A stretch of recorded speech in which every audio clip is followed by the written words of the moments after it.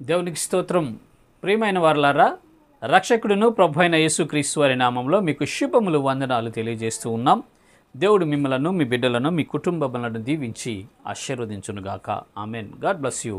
దేవునికి స్తోత్రం. హల్లెలూయా. ప్రియమైన దేవుని పిల్లలారా, ఈ సృష్టిని మనం గమనించినట్లయితే కొంతమంది సైంటిస్టులు చెప్తారు, ఈ విశ్వం అనేది ఒక బిగ్ బ్యాంగ్ వలన, ఒక భారీ విస్ఫోటనం జరగటం వలన ఈ విశ్వం ఏర్పడిందండి. ఈ గ్రహాలు, ఈ ఉపగ్రహాలు, ఈ నక్షత్రాలు, ఈ ఆకాశాలు, ఈ భూమి, ఇవన్నీ ఎలా ఏర్పడ్డాయి అంటే ఒక భారీ విస్ఫోటనం జరిగి, బిగ్ బ్యాంగ్ జరిగి ఈ సృష్టి ఏర్పడిందని కొంతమంది సైంటిస్టులు చెప్తూ ఉంటారు. అది బిగ్ బ్యాంగ్ థియరీ అండి. వాస్తవంగా అది తప్పు. ఈ సృష్టి ఎలా జరిగిందంటే, ఈ భూమి, ఆకాశము, సముద్రాలు, నక్షత్రాలు, సూర్యచంద్రులు, వీళ్ళందరూ ఎలా కలిగించాడు? దేవుడు సృష్టించాడు. ఆయన మాటతో దేవుని సృష్టించాడు. ఆకాశాలన్నీ విశాలపరిచింది ఆయనే, భూమి మీద జలాన్ని ఉంచింది ఆయనే, సమస్తమును వాటి యొక్క విధానంలో ఉంచింది కూడా దేవుడేనండి. బిగ్ బ్యాంగ్ కాదు, వేరే భారీ విస్ఫోటనాలు ఏం కాదండి. దేవుడు సృష్టించాడు.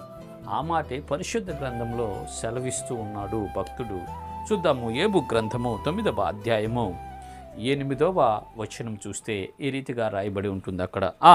ఆయన ఒక్కడే ఆకాశ మండలమును విశాలపరచువాడు, సముద్ర తరంగముల మీద ఆయన నడుచుచున్నాడు. దేవునికి స్తోత్రం. హల్లెలూయా. ఆకాశము అంత విశాలంగా ఎవరు చేశారంటే దేవాది దేవుడే సృష్టించాడండి. ఆకాశమా కలుగు అనగానే ఆకాశము కలిగింది, భూమి కలుగు అనగానే భూమి కలిగింది, వృక్షములారా పెరగండి అనగానే పెరిగింది, జంతువులారా మీరు బ్రతకండి అనగానే మీరు రండి అనగానే వచ్చేసింది. నోటి మాటతో దేవుడి సృష్టిని చేశాడండి. ఆకాశాలన్నీ విశాలపరిచి ఆ ఆకాశ మండలంలో జ్యోతులను పెట్టాడు, నక్షత్రములను పెట్టాడు, గ్రహాలను పెట్టాడు. వాటి పరిక్రమాన్ని ఆయన పెట్టినట్లు మనము చూస్తాం. ప్రియమైన దేవుని పిల్లలారా, ఆయనే నజరేయుడైన యేసు, మన రక్షకుడైన యేసు ప్రభువారే ఈ సృష్టిని చేసిన తర్వాత మనిషిని చేసి ఈ సృష్టి మీద మనిషికి అధికారం ఇచ్చాడండి.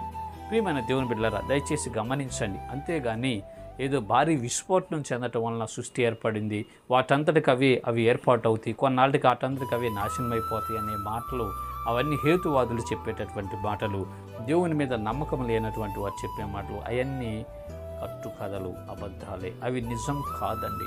వాస్తవం ఏంటంటే ఈ సృష్టిని దేవుడు సృజించాడు. పరిశుద్ధ గ్రంథం మొదటి పేజీలోనే ఉంది సృష్టి యొక్క క్రమం. తర్వాత మీరు చదువుకోండి. ఆ సృష్టి క్రమం ఏ విధంగా దేవుడు చేశాడో, దేవుడు ఏ విధంగా ఈ సృష్టిని కలుగు చేశాడు దేవుడు రాయించాడు తన గ్రంథములో.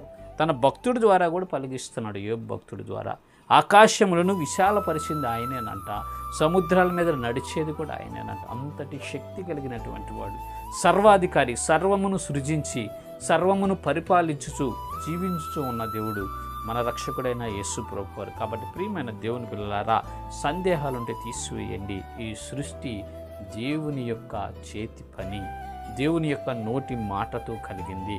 దేవుని యొక్క పనే ఈ సృష్టి. నీవు నేను కూడా దేవుని యొక్క చేతి పని అయి ఉన్నాం, ఆయన సృష్టి అయి ఉన్నాం. కాబట్టి ఆయన యందు భయభక్తులు కలిగి, వినయ విధేయతలు కలిగి, ఆయన గ్రంథంలో చెప్పినటువంటి ఆజ్ఞలను, కట్టడలను, విధులను అనుసరించి నడుచుకున్నట్లయితే ఆయన గ్రంథంలో రాయబడినటువంటి ఆశీర్వాదాలు, దీవెనలు, క్షేమం మనం పొందుకుంటాము, నిత్యము ఆశీర్వదించబడతాం. ఇటు కృప దేవుడు మనందరికీ కలుగు చేయనుగాక.